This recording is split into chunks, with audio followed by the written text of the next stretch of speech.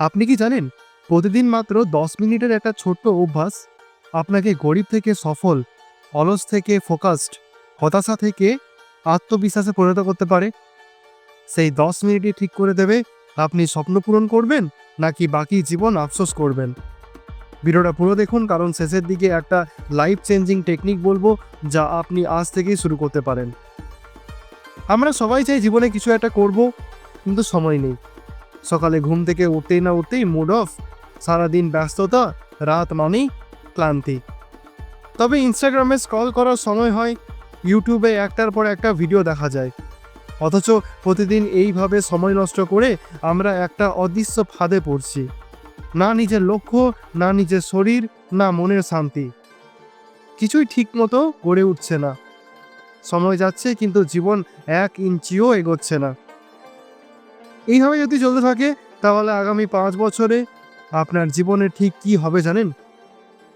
একই রকম বেতন, একই স্ট্রেস, একই সম্পর্ক সমস্যা, একই শরীরের দুর্বলতা, এবং সবচেয়ে ভয়ঙ্কর জিনিস, একই আফসোস।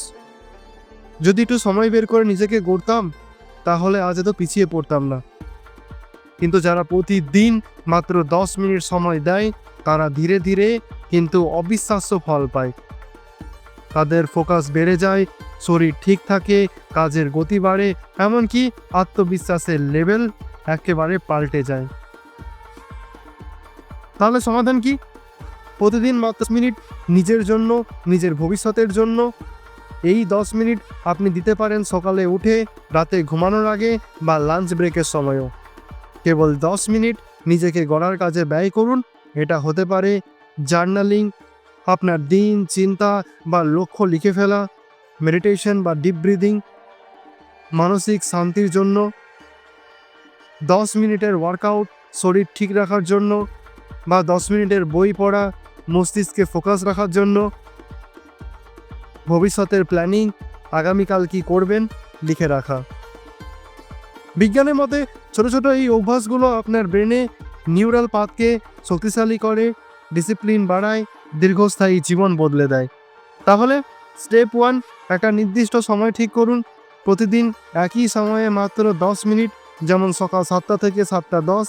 স্টেপ 2, কাজটা বেছে নিন। আপনি কোন অভ্যাস দিয়ে শুরু করতে চান? মেডিটেশন, জার্নাল, ওয়ার্কআউট না বই পড়া?